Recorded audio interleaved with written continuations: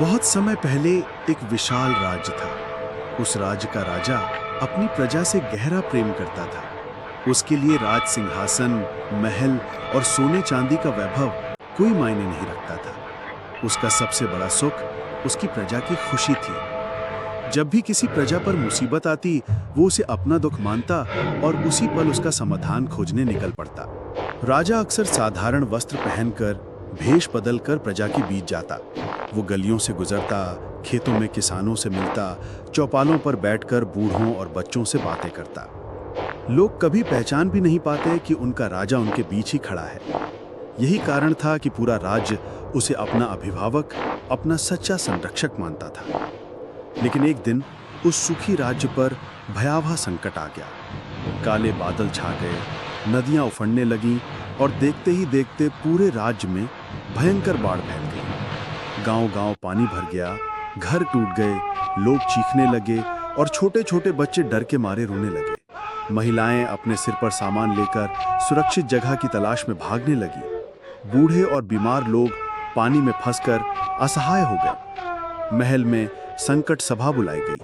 मंत्री और सैनिक राजा की ओर देखने लगे, लेकिन राजा सिर्फ आदेश देकर शांत नहीं बैठा। उसने कहा, यदि मेरी प्रजा डरी हुई है तो मुझे उनके बीच होना चाहिए। उसने साधारण वस्त्र पहने, नाव में बैठा और बाढ़ग्रस्त गांवों की ओर निकल पड़ा। राजा ने जो दृश्य देखा वो अत्यंत हृदय विदारक था। पानी में डूबे घर, भूख से तड़पते लोग, ठंड और बारिश से कांपते बच्चे। राजा स्वयं कीचड़ भरे रास्तों पर उतरा। उसने एक बच्चे को गोद में उठाया, बूढ़े को सहारा दिया और औरतों को सुरक्षित नाव तक पहुंचाया। सैनिक और मंत्री साथ थे, पर राजा सबसे आगे बढ़कर अपने हाथों से अनाज और पानी बांट रहा था। लोगों को विश्वास ही नहीं हुआ कि ये साधारण वस्त्र पहने व्यक्ति उनका अपना राजा है। पर जब किसी ने पहचान लिया तो रोते हुए उसके चरण पकड़ लिए और तभी पूरे गांव में एक स्वर गूंज उठा, हमारा राजा अमर रहे। दिन बीतते गए और धीरे धीरे बाढ़ का पानी उतरने लगा। गांव फिर से बसने लगे, खेतों में हरियाली लौट आई, बच्चे फिर से हंसने खेलने लगे, लोग अपने घरों में लौट आए। लेकिन इस बार उनके दिलों में अपने राजा के लिए और भी गहरा सम्मान और प्रेम था। प्रजा ने एक स्वर में कहा, राजन, आपकी छत्र छाया में ये राज्य हमेशा सुखी और समृद्ध रहेगा।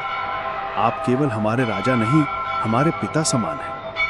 राजा मुस्कुराया। महल की छत पर खड़ा होकर उसने अपने राज्य को देखा। सूरज की किरणें गांव-गांव पर पड़ रही थीं और उसके हृदय में एक ही संतोष था, यदि मेरी प्रजा सुखी है तो मैं भी सुखी हूं। तो दोस्तों, ये थी एक राजा और उसकी प्रजा की प्रेरणादायक कहानी। आपको ये कहानी कैसी लगी? अगर अच्छी लगी हो तो कमेंट में जरूर बताइएगा। और हाँ, ऐसी ही और सुंदर कहानियों के लिए हमारे चैनल को सब्सक्राइब करना बिल्कुल न भूलिएगा। जय हिंद।